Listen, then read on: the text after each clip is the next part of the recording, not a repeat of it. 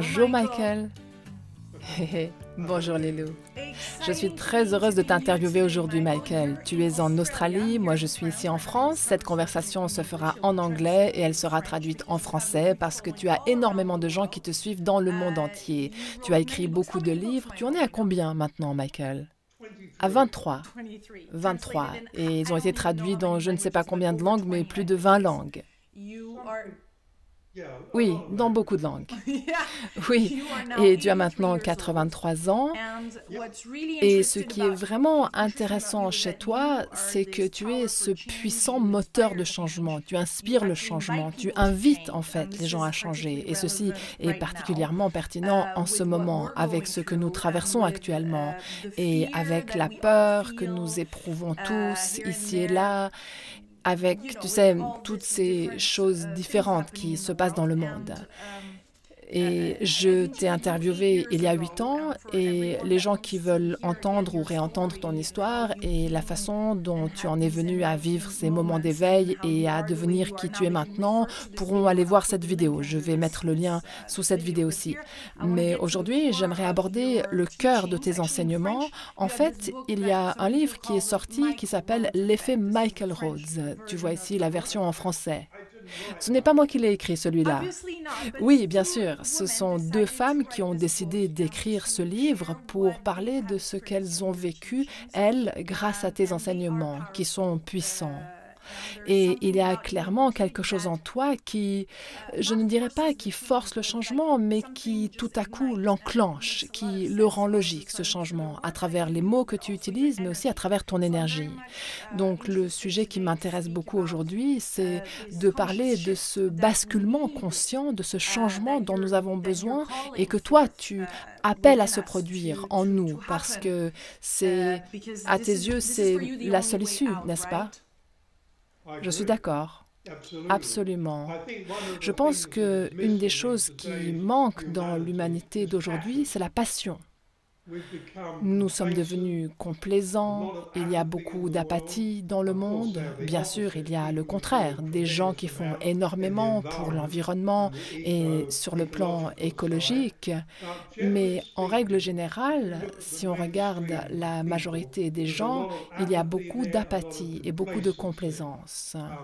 En Australie, on dit « tout ira bien pour elle ».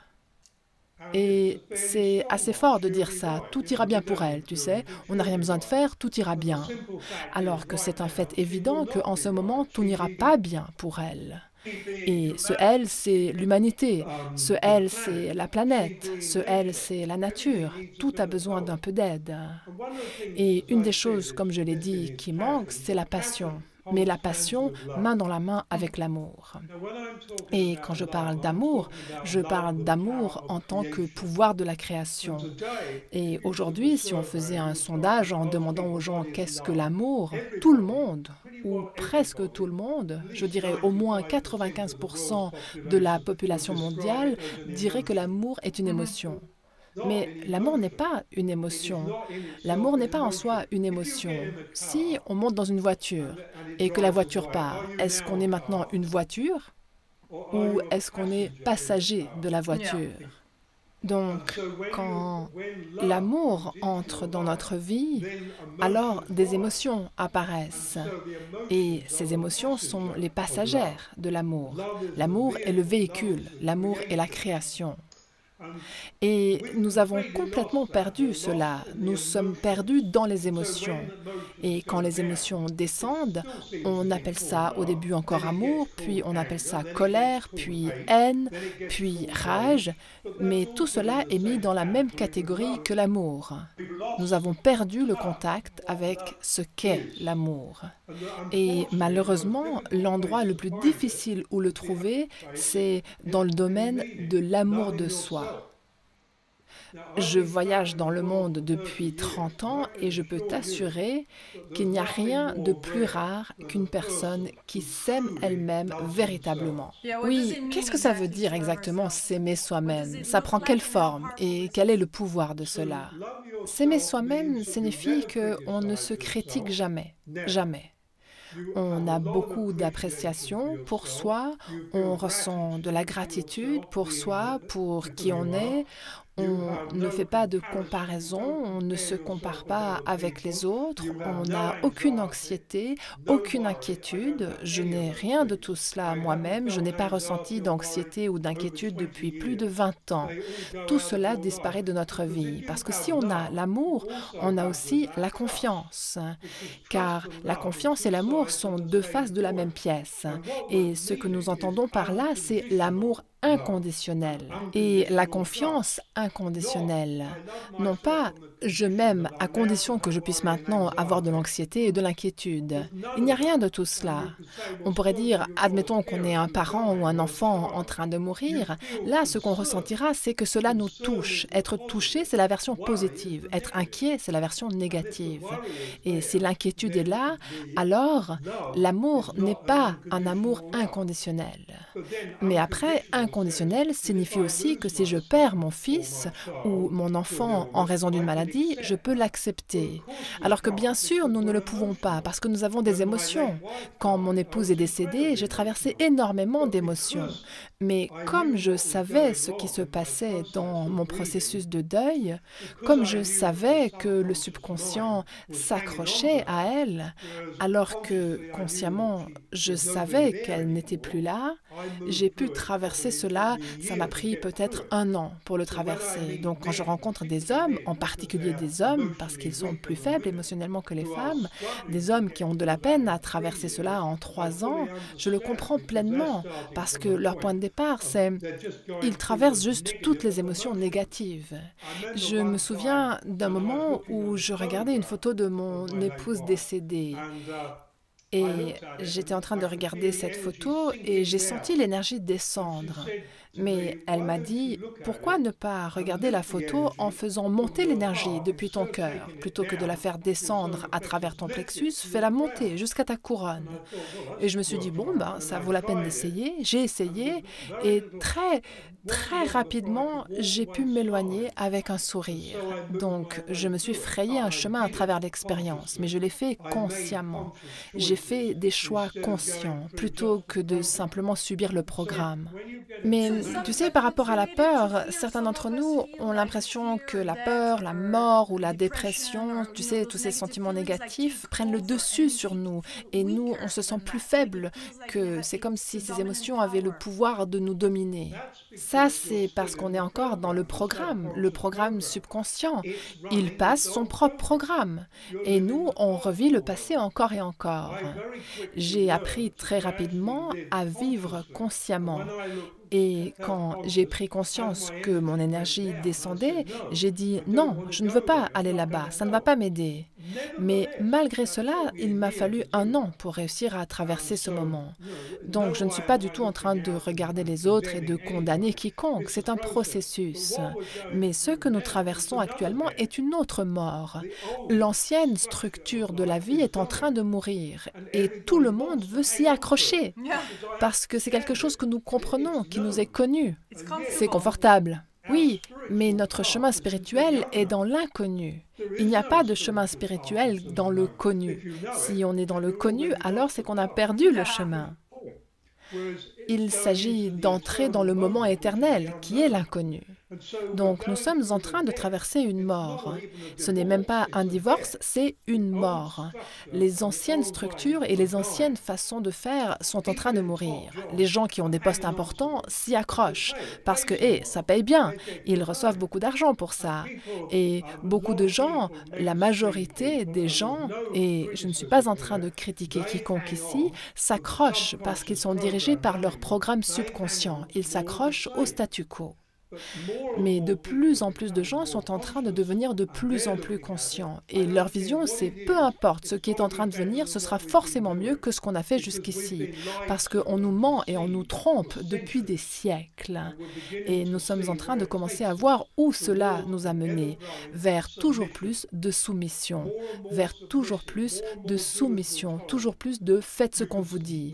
On pourrait argumenter avec raison que c'est comme ça qu'est arrivée la Deuxième Guerre mondiale. Il y avait un scénario similaire qui nous a amenés à cela, mais qui n'y a pas mis fin. Et tout au long de l'histoire, nous sommes entrés dans des conflits à cause de la division. Je ne suis pas d'accord avec toi, je te crie dessus, tu me cries dessus, on s'énerve et on se quitte fâché. L'histoire de la séparation à laquelle nous avons cru. Oui, c'est une histoire de séparation. Donc, c'est assez évident que ça ne va pas marcher cette fois-ci. Donc, ce qu'il nous faut faire, c'est développer notre conscience, devenir plus conscient que le seul endroit où la vie existe, c'est dans ce moment. Dans le passé, il n'y a pas de vie. Dans le futur, il n'y a pas de vie. Pour nous.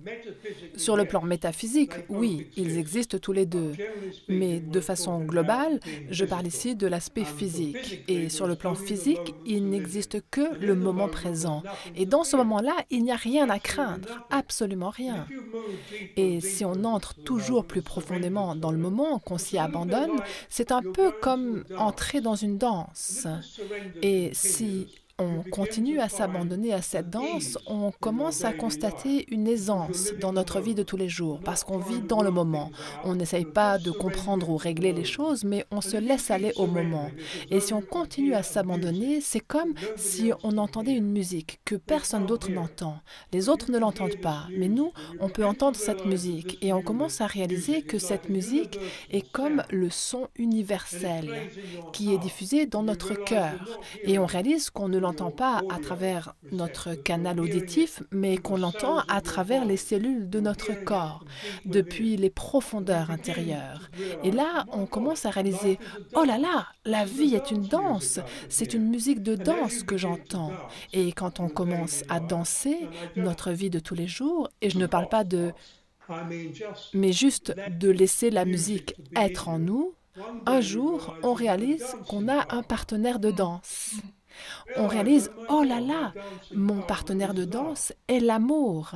Et cet amour n'a rien à voir avec tout ce qu'on a pu lire ou entendre. Cet amour n'a rien à voir avec Dieu ou avec quoi que ce soit. C'est comme une lumière, une illumination qui est à l'intérieur de nous. Et on s'y abandonne toujours plus et on réalise qu'on a tous deux les mêmes pas. Et très progressivement, très graduellement, sur une période de plusieurs années, on réalise que l'amour nous change pour nous transformer à son image. Notre personnalité est encore là, mais à l'intérieur, on entre toujours plus profondément dans cette image de l'amour. Et quand on continue cela, on commence à se rendre compte un jour, oh mon Dieu, je suis en train de changer l'amour en l'image du soi. Non pas la personne, mais l'image du soi de l'âme. Et on réalise que ensemble, on est en train de créer quelque chose de complètement et absolument unique, qui n'a jamais été créé dans l'univers auparavant. Et ça, c'est le potentiel de chaque être humain. Cela devient alors notre relation avec Dieu. On danse avec la divinité. Et c'est vers cela que ce changement nous pousse à aller. Il nous pointe dans cette direction. C'est comme un poteau indicateur qui nous dit « le changement est inévitable » et il va prendre cette direction-là. Oui, celui qui m'a expliqué cela brillamment, c'était aussi Wayne Dyer. En fait, il est décédé à 75 ans, je crois, et je sais que tu n'as pas peur de la mort, mais certaines personnes disent qu'une fois que nous avons donné ou dit ce que nous étions censés apporter sur Terre, alors nous partons. Tu sais, nous mourrons. Et est-ce que toi, tu penses que c'est le cas? Je pense que, sérieusement, je pense que c'est un choix conscient. Il y a des gens qui se disent « j'ai terminé ». Par exemple, quelqu'un comme Joel Goldsmith, qui était un homme très célèbre, un soir, il a dit à la personne qui écrivait sa biographie « Regardez dans mes yeux, que voyez-vous » Elle a regardé et elle n'a rien réussi à voir. Et sa secrétaire lui a dit « Joël, vous n'avez plus aucune place dans votre agenda pour les 2 années à venir. Il n'y a plus aucune plage libre, tout le monde vous veut. » Et ce soir-là, il s'est couché. À 2 heures, il est entré dans un coma. Et à 5 heures du matin, il a quitté le corps. Et après, sa biographe a raconté qu'elle s'était rendue compte à ce moment-là qu'il lui avait fait ses adieux. Il lui avait dit, ce soir-là, avant d'entrer dans le coma, « Vous savez, j'ai tout dit, j'ai tout écrit. Qu'est-ce que je dois faire de plus ?» Alors, moi, j'ai écrit 23 livres et j'en ai commencé un autre. Et peu importe si ça me prend une décennie. Mais en ce qui me concerne, je veux voir cette nouvelle énergie entrer. Et quand je la verrai entrer, j'aime l'idée d'être le grand-père de tous les enseignants spirituels dans le monde, parce que beaucoup sont maintenant plus jeunes que moi. J'ai une passion pour la vie. J'ai presque 1 hectare de jardin. C'est énorme. Ça demande beaucoup de travail. J'ai une magnifique épouse qui m'aime. J'ai une magnifique famille. J'ai une famille spirituelle dans le monde entier. Dis-moi, Lilou, pourquoi est-ce que je voudrais partir? Oui, j'aime bien t'entendre dire « je veux voir cela ». Ça en dit beaucoup. Tu n'abandonnes pas. Tu n'abandonnes pas et parfois j'ai le sentiment que certaines personnes abandonnent ou ont l'impression qu'elles en ont terminé, mais toi, tu veux nous amener jusqu'à un certain point énergétiquement. Alors, à quoi ça va ressembler, ce point, sur le plan énergétique? Comment allons-nous le ressentir? Sur le plan énergétique, je veux dire, pour beaucoup de gens, ce changement s'est produit dans la façon dont il marque le temps. Mais nous parlons ici de la masse des gens chez qui la conscience est emprisonnée dans la peur. Et ça, il va falloir le casser. Je vois le restant de cette année et l'année prochaine comme plein d'agitation. Je vois du chaos continuer à apparaître. Mais ce que je vois aussi, au-delà de cela, c'est que toutes les règles et tous les gouvernements en place actuellement vont s'écrouler. Et aussi les vaccins obligatoires, tout ça. Une personne qui s'aime elle-même a le plus grand vaccin du monde. Un vaccin fabriqué par Dieu qui change chaque cellule dans le corps. On n'est plus la même personne que celle qu'on était avant. Tu sais, c'est facile de dire « je m'aime », mais ce n'est pas la même chose d'être vraiment amoureux de soi. Parce que quand on s'aime soi-même, on aime tous les êtres humains. L'humanité est une. Et l'amour, c'est la plus grande énergie de toutes. On ne peut pas dire « j'aime ma famille », mais les gens d'à côté, eux, je ne les supporte pas, eux, je les déteste. Cela n'est pas possible. Ou si quelqu'un nous maltraite ou est désagréable avec nous, on peut ne pas apprécier le comportement de la personne, mais derrière, il y a une âme qui a mal. Donc l'amour continue, ça ne change rien pour lui. Alors, ce que j'appelle l'énergie du changement, c'est que cet amour inconditionnel va commencer à s'élever et peu à peu à se propager. Parce que moi, je ne souscris pas à la théorie que si 10% des gens ont compris, alors tout le monde aura compris. Tu sais, à cette théorie du 100e singe, je n'y souscris pas. Ça marche pour les singes, oui, ça marche pour la glace, mais nous ne sommes pas des singes et nous ne sommes pas de la glace. Chacun de nous est une âme sur un chemin individuel. Et si on a passé, tu sais, par exemple, 1 million d'années à cheminer en tant qu'âme et que tout à coup on change de conscience sans en être la cause, genre, c'est tombé d'où ça? Eh bien, on aura l'impression d'avoir été grugé parce qu'on voulait être soi-même le créateur de son propre processus. Oui, c'est vrai. Et comme tu sais, ce que j'écris, c'est qu'à chaque moment de notre vie, nous créons le contenu et la direction de notre vie. Peut-être que les singes, eux, suivent comme une âme de groupe, mais nous sommes des âmes individuelles. Donc, au cours des 12 ou 18 prochains mois, peut-être 2 ans, je pense que nous allons voir l'amour inconditionnel, l'énergie s'élever. Nous avons de l'aide. Il n'y a aucun doute là-dessus. Il y a une fédération galactique et cette période est cruciale, pas seulement pour la Terre, mais aussi pour d'autres planètes dans tout notre système solaire qui ont de la vie. Et cela ne concerne donc pas seulement les humains. Nous en faisons partie, nous sommes une partie importante, mais pas la seule. Donc je pense que nous allons voir apparaître le chaos, et ce chaos sera d'abord accompagné de brutalité, de destruction, d'écroulement, de souffrance, puis il deviendra un chaos magique, empreint d'amour et de compassion, et ensuite progressivement il fusionnera avec l'ordre jusqu'à atteindre l'équilibre parfait. Et je soupçonne que d'ici à 3 ou 4 ans, nous serons dans cet endroit d'équilibre, peut-être même plus tôt. Nous serons dans cet équilibre. Et ceux qui ne peuvent pas le trouver, ces âmes-là vont continuer leur chemin. Parce que personne ne meurt, personne n'est perdu, personne n'est sauvé et personne ne gagne. Mais nous avons ce principe. Attends un instant, je vois bien que tu as une question qui arrive. Nous avons ce principe qui dit que dans chaque moment de notre vie, nous créons la direction et le contenu de chaque moment de notre vie. Aucun président n'a de contrôle là-dessus, aucun premier ministre. C'est nous qui le créons, à moins que nous ne faisions cadeau de notre pouvoir. Et malheureusement, depuis trop longtemps, nous avons fait cadeau de notre pouvoir. Il s'agit donc de récupérer notre pouvoir et de découvrir que la base de tout ce pouvoir, de toute cette énergie, est l'amour inconditionnel. On ne peut pas faire de choses destructrices avec lui. Et pourtant, l'amour inconditionnel peut être incroyablement destructeur. S'il doit détruire un corps pour que l'âme puisse s'élever, alors il le fera. Oui, et quand tu dis, est-ce qu'il s'agit de se brancher à cette énergie? Est-ce qu'il s'agit d'être en harmonie avec?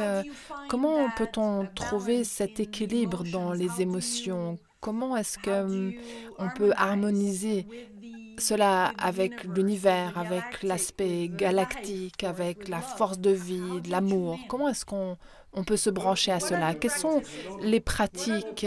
Qu'est-ce qu'il faut pratiquer? Tu parles de tout ça comme si c'était séparé, alors que tout n'est qu'une énergie une. Toute l'humanité, toute la nature, la planète, la galaxie, notre univers, tout est une seule énergie. Où est le point focal de cette énergie dans ta vie? Lilou Massé. Tu veux dire quand est-ce que je le sens? Laisse-moi terminer. Le point focal de cette énergie en moi, c'est moi. Je suis tout ce qui est. Et tout le monde est tout ce qui est. Alors, cela commence par notre relation à nous-mêmes. Et quand on se traite soi-même avec amour et compassion et respect et appréciation, c'est aussi comme ça qu'on traite tous les autres. Et les gens qui sont haineux et blessants envers les autres sont haineux et blessants envers eux-mêmes. Donc, votre relation à l'humanité, au monde, à l'univers commence par votre relation à vous. C'est là que ça commence. Et c'est là qu'elle se termine, parce que vous êtes le monde. Donc, tu veux dire que notre relation à nous-mêmes est notre relation à la vie, que c'est la même chose en fait. Absolument. C'est votre relation avec l'abondance, c'est votre relation avec la santé. Tu sais, il y a beaucoup de gens, quand on leur demande comment tu vas aujourd'hui, ils répondent « Ah, ben, ma migraine est revenue et j'ai mal à la hanche ». Et donc, ils se concentrent sur la douleur. Et la douleur continue, car là où va notre attention, c'est là qu'ira l'énergie. Mais si chaque partie de votre corps vous fait mal, sauf peut-être, par exemple, votre épaule et votre bras, et que quelqu'un vous demande comment vous allez, vous pouvez dire « Tu sais quoi, mon épaule droite et mon bras droit vont super bien. Mon Dieu, comme j'aime mon épaule et mon bras, c'est si bon. Et tu sais quoi, ça se diffuse dans tout mon corps, là. » Et ça devient ce sur quoi on se concentre, et comme le Créateur c'est nous, c'est ça qui se passe. Mais les gens ne réalisent pas que le pétrin dans lequel nous sommes a été créé par l'humanité. Et ça ne veut pas dire que nous soyons mauvais ou que nous nous soyons trompés. Nous devions créer ce pétrin pour en sortir. Et pour en sortir, la conscience qui a créé le pétrin ne peut pas le régler. La seule issue, c'est la conscience qui n'a pas créé le pétrin. La conscience dans laquelle nous sommes en train d'entrer. Celle-là n'a pas de pétrin. Donc, en nous élevant dans cette conscience, nous laissons derrière nous le pétrin. Oui, donc tu parles là de se réapproprier notre souveraineté, on pourrait dire, comme le dit Foster dans son nouveau documentaire Thrive 2, c'est la même chose? Parce que ce mot apparaît beaucoup actuellement, la souveraineté. Je sais, j'ai vu Thrive 2 et j'avais aussi vu Thrive 1. Je lui avais même écrit la première fois, mais je ne l'avais pas poursuivi. Donc, la souveraineté, pour moi, une vraie façon de la définir, c'est se remettre soi-même sur le trône de sa propre vie. Nous avons abdiqué il y a tellement longtemps et tout le monde est le roi et la reine de sa propre vie. Nous sommes les souverains de notre vie. Nous devons la reprendre dans nos mains.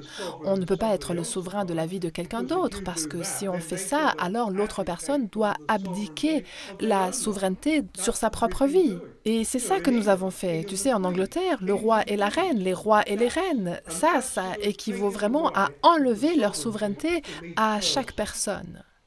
Bon, la plupart d'entre eux en sont contents, beaucoup en sont contents, mais c'est quelque chose d'ancien, c'est quelque chose d'obsolète.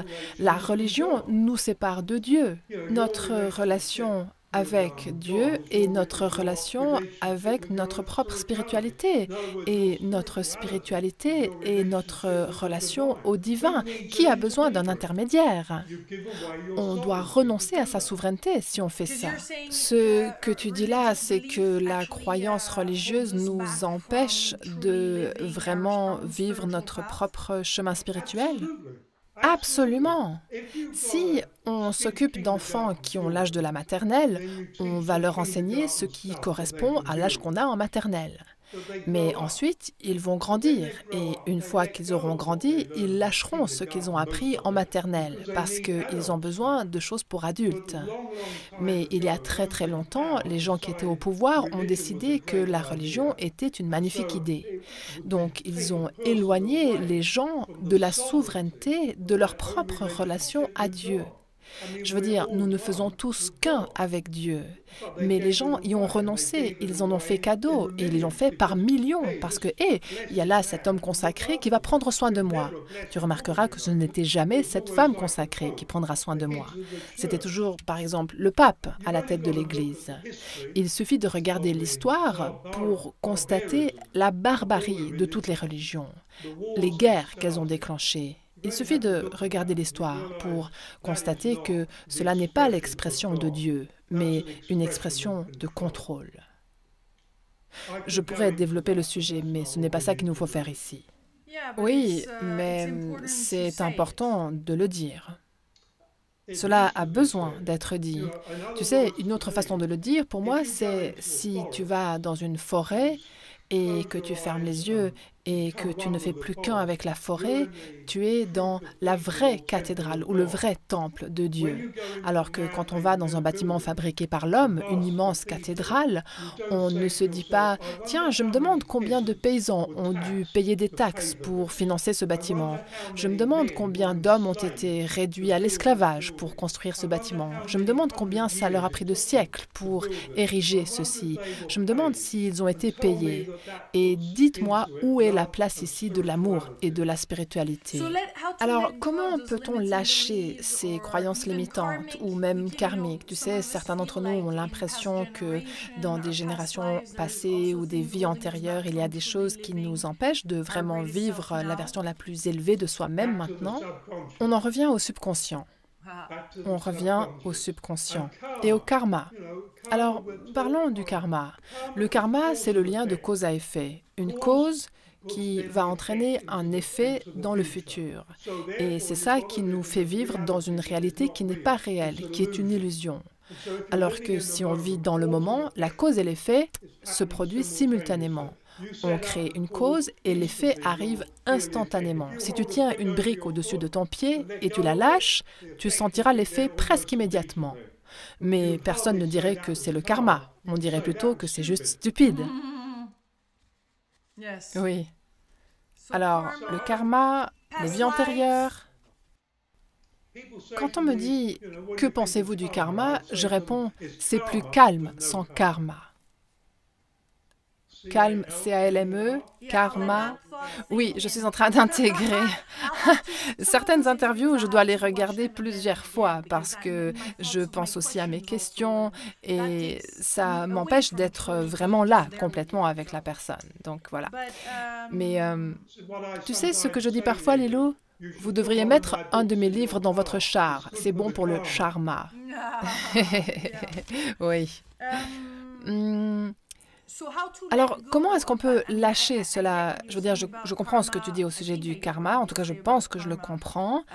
Et il semble quand même y avoir cette espèce de... Quand on se libère ici, c'est comme si ça libérait d'autres choses, ça augmente notre potentiel, mais nous devenons de plus en plus, dans mon ressenti, conscients que nous avons hérité de choses collectives qui viennent des générations passées, et il y a aussi, tu sais, quand on travaille sur soi, on pourrait dire, et qu'on fait des rituels, je veux dire, j'imagine que ça doit te faire pas mal rire en fait, ce qui se passe dans beaucoup de domaines spirituels. Je déteste le dire, mais le fait est que la vie est incroyablement simple. Je ne suis pas en train de dire qu'elle soit facile. Mon chemin a été douleur et souffrance. J'en ai parlé dans mes livres. Moi, j'ai traversé la douleur et la souffrance. Je ne connaissais pas d'autre chemin. Et maintenant, je peux regarder en arrière. Quand on a vécu l'éveil, on regarde les choses et on se rend compte que tout ce scénario est comme un film insensé. Alors, comment on fait? On devient conscient. Consciemment, est-ce qu'on choisirait d'être en colère? La colère nous relie à chaque personne en colère sur la planète au même moment. Donc, s'il y a 7,8 milliards de gens sur la planète, on peut dire qu'à n'importe quel moment, 6 milliards de gens sont en colère. Et je suis généreux. Et vous vous reliez à 6 milliards de gens qui sont en colère quand vous vous mettez en colère. Et il n'y a pas d'issue dans cette façon d'être. Donc, on doit commencer à réaliser que si on est conscient, on peut faire des choix. Alors que si notre vie est dirigée par notre subconscient, le seul choix qu'on puisse faire, c'est choisir cette maison-là, à cet endroit-là. Et ça ne change pas grand-chose vraiment dans notre vie. Tout ce qu'on vit est un programme. Et quand on détruit ce programme et qu'on commence à vivre consciemment, on fait des choix qui nous honorent. Et si ces choix nous honorent, ils honorent la vie. Et s'ils honorent la vie va nous honorer. Je suis navrée, c'est tellement simple. Non, mais oui, je comprends. Et c'est ce qu'on me dit dans beaucoup d'interviews. Mais en même temps, il y a aussi du travail à faire. Oui. Et alors? Il y a des choses à guérir, non? Ou est-ce que juste en étant dans le cœur et l'amour inconditionnel, soudain, tout se transforme? Parce que dès qu'on est de nouveau dans la mouise, ça, c'est comme si vous, tu sais, on redescend direct. Quand on éprouve de l'amour inconditionnel pour soi, la guérison se passe. Tu sais, moi, j'ai passé 20 ans avec une hernie discale dans mon dos et je ne passais jamais plus de 3 mois sans une douleur paralysante. J'ai vécu mon expérience d'éveil et je n'ai plus mal au dos. Cela veut-il dire que le disque dans mon dos s'est régénéré? Je n'ai jamais pris la peine de faire une radio, mais je pense que oui, il s'est régénéré. Alors, nous sommes les créateurs de nous-mêmes, et cela s'applique au niveau physique, au niveau spirituel et au niveau de la conscience. Nous ne sommes que de l'énergie, et si nous créons de l'harmonie entre cette énergie et l'univers, notre corps sera en bonne santé. Nous vivrons en bonne santé. Et c'est pour ça que je n'aime pas l'idée qu'on est censé arriver à 80, 90 ou 100 ans et ensuite tomber raide mort. C'est qui a dit ça? Qui a voulu que ça soit comme ça? On arrive à 100 ans et là, il n'y a tellement plus rien qui marche, on est tellement dysfonctionnel qu'on meurt parce qu'on ne sait plus comment soutenir la vie en nous. Moi, j'aimerais arriver à 120 ans, j'aimerais arriver à 140 ans. Parce que si tous les animaux arrivent à 140 ans, cette fois, le développement de leur corps physique, et 7 fois 20 ans, ça donne 140 ans. Alors pourquoi on ne vit pas jusqu'à 140 ans? Parce que la plupart des gens ne s'apprécient pas eux-mêmes. Et ensuite, ils pensent vieillesse, et ils pensent critique, et ils pensent colère. Et tout ce que nous pensons, nous le vivons. Et combien de... Tu appelles ça l'éveil? Et à ton avis, combien y a-t-il de gens éveillés sur Terre? Je ne vais pas... Disons qu'il n'y en a pas beaucoup. Il n'y en a pas du tout assez. Je me souviens avoir rencontré Byron Katie et l'avoir interviewée, et j'ai eu l'impression qu'elle était alignée à ça. Il n'y avait pas de résistance, il y avait de la joie. C'était comme si les pensées la traversaient en volant, tu sais, on pourrait dire. Mais pour la plupart d'entre nous, malheureusement, nous y entrons puis nous en sortons. Parfois, nous sentons ces moments d'éveil. Certains les comprennent seulement intellectuellement, d'autres les ont vécus. Et j'ai l'impression que toi, tu l'as vécu, donc tu peux l'enseigner et pas intellectuellement. Le chemin n'est pas intellectuel. C'est ça qui est arrivé à la théosophie, qui était un superbe mouvement, mais qui s'est retrouvé embourbé dans l'intellect. Et ça, ce n'est pas une critique, c'est une observation. Et le chemin, c'est l'intelligence consciente et non pas la connaissance intellectuelle. Oui, tu sais, ça c'est un gros truc. En France, par exemple, on se voit comme étant intellectuel, ou tu sais, il y a la raison, le raisonnement qui sont très dominants, et ça nous empêche vraiment d'atteindre l'éveil, non? Tout à fait, oui. C'est ce que nos écoles font faux et nos universités font faux depuis des siècles. Et la question c'est, est-ce que c'était délibéré? Parce que ça a mené à quoi? Nous sommes devenus des gens très instruits, mais emprisonnés. Et aussi tout ce truc par rapport à vouloir avoir raison. Oui, on voit les gens se battre pour avoir raison, mais qu'est-ce que ça peut bien faire? Le soleil va continuer à se lever, la lune est là, les étoiles brillent. On n'en a rien à faire de qui a raison. Alors c'est quoi ta recommandation pour éviter ça?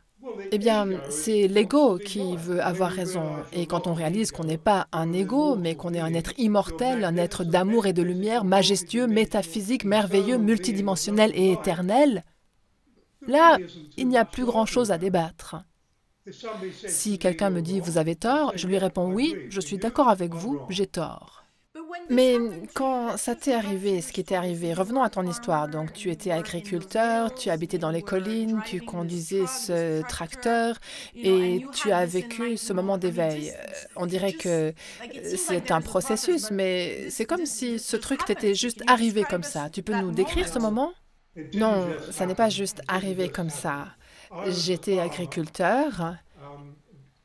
Petit à petit, j'ai commencé à entrer en communication avec la nature et cette communication avec la nature m'a fait arrêter l'élevage parce que j'ai appris à aimer la ferme bien plus que moi-même, ce qui n'est pas possible, mais c'est l'impression que j'ai eue à ce moment-là. J'aimais mon bétail et je n'arrivais pas à le faire tuer. Ça aurait été comme d'envoyer mes amis se faire tuer. Donc j'ai arrêté l'élevage et j'ai créé une communauté et très vite, je me suis rendu compte, après 4 ans, que même si c'était une classe géniale, ce n'était pas mon chemin. Et après, j'ai passé les 6 années suivantes à entrer plus en profondeur dans la nature, à écouter la nature, à regarder les peurs s'élever, à regarder mes peurs. À 40 ans, j'ai vécu une profonde expérience métaphysique où j'ai rencontré un être. Et j'ai dit à cet être... À l'époque, chaque jour, j'étais dans la douleur, parce que c'était ça mon chemin, la douleur et la souffrance. Et je lui ai dit, je ne peux plus faire ça. J'ai dit, est-ce qu'on pourrait conclure un accord? Il m'a regardé sans dire un mot. Je dis il, mais c'était un être neutre. Donc cet être m'a regardé, j'étais en train de lui demander si on pouvait conclure un accord. Je lui ai dit, ce que je veux, c'est être éveillé et conscient à 50 ans ou mort. Et si je meurs, c'est pas grave, je veux plus faire ça, je reviendrai et j'essaierai à nouveau. Donc ça, c'est ce qui s'est passé à 40 ans. Et les 9 années qui ont suivi ont été les années les plus douloureuses et terrifiantes de ma vie. C'était atroce parce que je ne savais rien. Et finalement, je suis arrivée au stade où j'ai réalisé combien tout ce que j'avais appris ne servait à rien. J'avais passé 15 ans sur le chemin spirituel et je souffrais de la maladie appelée cellulite infectieuse qui me bloquait ici. Ça me touchait toujours dans le visage, ça me bloquait la respiration par le nez et ensuite ça descendait sur le côté gauche de mon visage puis dans la bouche. Et quand ça arrivait dans ma bouche, pendant que mon nez était complètement bouché, mes yeux très enflés, ma langue devenait comme du bois et j'étais terrifiée parce que je savais que que si ça descendait dans ma gorge, alors j'étoufferais. Donc, je prenais des médicaments qui réglaient le problème sur le champ. J'ai essayé toutes sortes d'herbes médicinales, j'ai pris de l'homéopathie et au bout de 6 ans environ, je me suis rendu compte que ça ne marchait pas. J'avais 49 ans et 3 mois et un jour, je me suis réveillée dans mon lit, je résume l'histoire, je me suis réveillée un matin, pendant la nuit, mon dos avait jeté l'éponge. Il était en mauvais état depuis 6 semaines, donc là, j'étais presque paralysée et la cellulite avait déjà envahi un œil et me descendait sur le visage. Et là, j'ai pris une décision. Je me suis souvenu que le contrat, c'était 50 ans ou mort, mais j'ai pris conscience que 50 ans n'était plus une option, que c'était maintenant ou jamais. Et je savais que je pouvais me guérir, mais malheureusement, il ne m'avait pas laissé de mode d'emploi pour guérir. Et je n'avais aucune idée de comment m'y prendre. J'ai dit à mon épouse, qui est maintenant décédée, je lui ai dit « Je veux que tu me fasses une promesse ». Elle m'a dit « Laquelle ?» J'ai dit « Si j'arrive pas à me guérir, promets-moi que tu me laisseras mourir ». Elle m'a regardé pendant environ 1 minute et m'a dit « C'est ce que tu veux vraiment ?» J'ai dit « Oui ». Elle a dit « Alors d'accord ». Et ça m'a choquée. Mon Dieu, elle me laisserait mourir. Ça a été un choc énorme et je ne suis pas sûre qu'elle aurait réussi à le faire. Mais bref, les 3 jours qui ont suivi ont probablement été les 3 pires jours de ma vie. Et le 3e jour, je suis sortie de mon lit en rampant, je suis arrivée par terre, j'ai continué à ramper jusqu'à la véranda et il y avait une amie qui était là en visite. Et j'avais vraiment mauvaise mine, ça je peux te dire. J'étais complètement enflée, c'était monstrueux. J'étais tout enflée, tout rouge, j'arrivais à peine à respirer, ma langue était énorme dans ma bouche, tout enflée, j'étais terrifiée. Elle m'a dit « Oh mon Dieu, tu ressembles à rien, toi !» Je lui ai répondu « Je suis en train de me guérir. » Et là, Trini, mon épouse, est venue sur la véranda et a dit « Michael croit qu'on grandit à travers la douleur et la souffrance. » Je l'avais déjà entendu dire ça pendant 10 ans, au moins 1000 fois. Mais à ce moment-là, il y a eu comme un déclic qui s'est fait entre le cerveau et le cœur. Je me suis dit « Oh mon Dieu !» C'est vrai, je crois vraiment ça. Et j'ai commencé à... La seule chose que je voulais à ce moment-là, c'était me regarder moi-même et me dire « je t'aime ». J'ai donc rampé jusqu'à la pièce la plus proche, qui était une chambre, qui avait, je le savais, un grand miroir jusqu'au sol. Et je voulais juste me regarder dans ce miroir et me dire « je t'aime ». Et j'ai regardé le miroir et ce que j'ai vu, je l'ai détesté. Je me suis détestée. Et j'ai pleuré. Et quand j'ai regardé le miroir, sur le plan métaphysique, j'ai vu une porte à côté de ce miroir. Et je savais que si je franchissais cette porte, je mourrais. Et j'ai essayé de la franchir parce que je n'en pouvais plus. J'avais trop mal, j'en avais assez. Et je n'ai pas réussi à passer la porte. Et ce qui m'est venu comme une évidence, c'était « tu dois lâcher tes enfants ». Je ne te décrirai pas ici le processus, mais j'ai lâché mes enfants. Ensuite, tu dois lâcher ton épouse. Je ne vais pas te décrire le processus, ça a pris une éternité, j'ai lâché mon épouse. Et après, j'ai dû lâcher le fait de vouloir atteindre l'éveil. Alors ça, c'était super facile. Je m'en suis débarrassée comme ça. Et tu sais quoi? Je suis là, assis par terre, plein de 15 ans de livres spirituels et de connaissances, et tout ça ne me servait à rien. Il n'y avait rien dans tout ça. C'était complètement inutile. Et après, j'ai dû lâcher Dieu. Et ça a été dur. Je me suis dit que ça serait facile en raison d'une expérience antérieure, mais ça a été le plus difficile de tout. Et j'ai lâché Dieu. En fait, il y a 8 ans, je me suis dit que Dieu m'avait lâché lui et que donc je lui rendais la monnaie de sa pièce. Mais c'était très difficile. Et chaque fois, j'essayais de franchir la porte, mais je n'y arrivais pas. Et finalement, ce qui m'est venu, c'est que je devais maintenant me lâcher moi-même. Et là, je suis restée bouche bée. Comment je peux me lâcher moi? Et c'est comme si quelque chose en moi, une membrane ou une résistance s'était effondrée. Et j'ai cédé. Et tout à coup, j'ai réalisé que, je veux dire, avec une immense clarté, qu'il n'y avait pas de moi. que ce moi n'existait pas, que j'étais juste une idée avec de la chair et des habits, et je le savais. C'était pas comme si c'était quelque chose que je savais. Et j'ai passé droit à travers la porte en m'attendant à être mort. Et à la place, il y a eu une lumière immense comme une flamme. Et je suis retournée en arrière dans ma vie, cette vie-ci.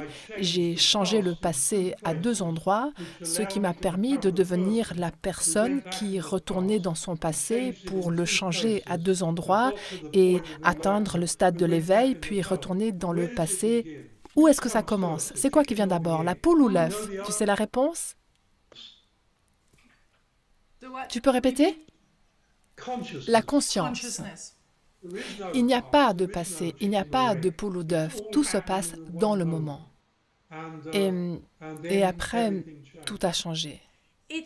C'est comme une naissance. En l'espace de ces 20 minutes où j'étais complètement métaphysique, j'ai passé d'une personne infirme, assise devant un miroir, à quelqu'un qui a pu se lever et marcher. Et c'était terminé, ça a été la fin de ma douleur.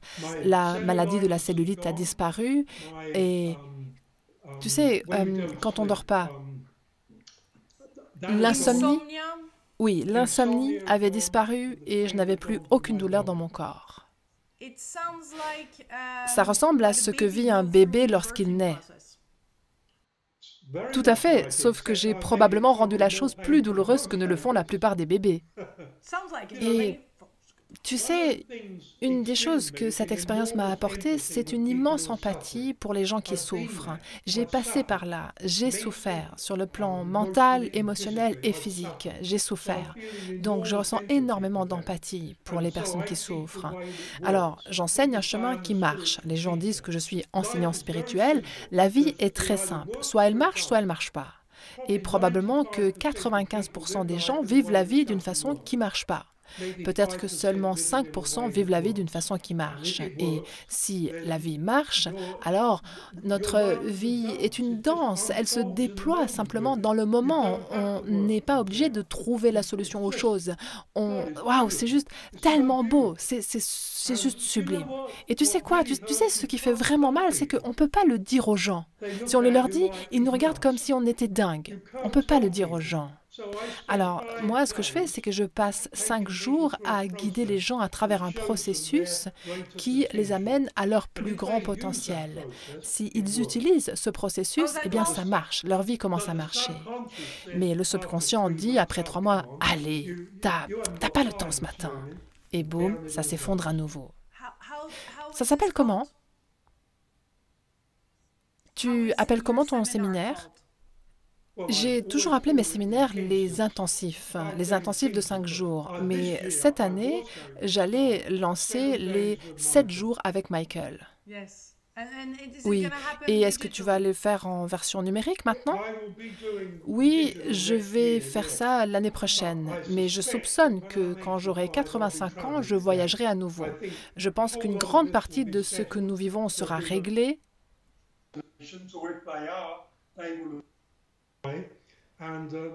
Et que je pourrais voyager parce que c'est absolument exclu que j'accepte de me faire vacciner. Ce corps est plein d'amour et je refuse d'y laisser mettre un vaccin qui suggère la peur. Et tu voyageras comment? Je ne voyagerai pas. Aussi simple que ça. Je ne voyagerai pas.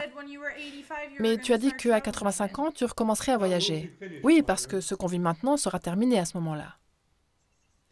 Donc, il s'agit juste de rester tranquille et à un certain moment, on pourra à nouveau voyager sans vaccin. Oui, parce que tout ce truc va s'effondrer. La stupidité de toute cette affaire va s'écrouler. Je suis ravie de t'entendre dire ça. Parle-moi d'un seul aspect de ce qui se passe maintenant qui soit basé sur l'amour. La seule chose basée sur l'amour ici, c'est tout le mouvement qu'il y a derrière, au sein de la conscience. Celui-là est complètement basé sur l'amour. Et le reste, d'après ce que j'entends, est impermanent. Donc, si nous comprenons que c'est juste une période à traverser en continuant nos pratiques, et après, il y aura une autre période où les choses s'ouvriront à nouveau, donc on doit comme rester dans la quiétude, c'est ça?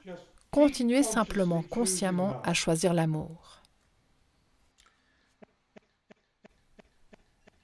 Attends, il y a un problème de son. Je ne t'entends pas. 1, 2, 1, 2. Attends. Voilà, ça remarche. Oui. D'accord. Chaque fois que...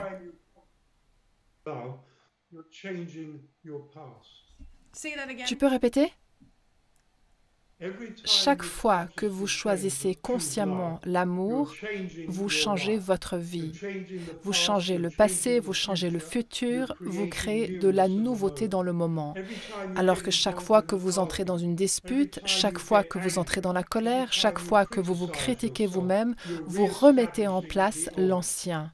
Vous rétablissez votre ancien schéma qui fonctionne. Donc, c'est quelque chose qui se fait pas après pas, minute après minute, moment après moment. Ces pas qui peuvent sembler petits, qui sont en réalité énormes dans leur globalité quand on les répète. Il n'y a pas de pas après pas, de moment après moment. Il n'y a que le moment qui se déploie éternellement dans le moment présent éternel. Mais quand on se dispute et qu'on veut avoir raison, par exemple, ou qu'on se fait du mal à soi, ou qu'on juge quelqu'un, à ce moment-là, on lâche ça plutôt que de retourner dans notre ancien conditionnement. Oui, à ce moment-là, on choisit de devenir conscient. Et ensuite, on réalise que, oh mon Dieu, voici encore un ancien schéma, mais je choisis consciemment l'amour. Et on dit à l'autre personne, vous savez quoi, moi je crois ce que je crois, vous croyez ce que vous croyez, nous n'avons pas besoin de nous disputer. Magnifique. Est-ce qu'il y a quelque chose que tu souhaites ajouter à cette délicieuse interview, Michael? C'est une chouette façon de décrire la chose. En japonais, délicieux se dit oishi. Oui, je sais, j'adore ce mot, oui. Je dirais que développez autant que possible votre conscience et votre attention et choisissez consciemment l'amour inconditionnel pour vous. L'amour est le pouvoir de la création. Chaque fois que vous choisissez l'amour pour vous et pour les autres, vous faites partie de la création, de la nouveauté. Et ça, c'est puissant. Merci beaucoup, Michael. Un très grand merci pour cette délicieuse interview Oishi.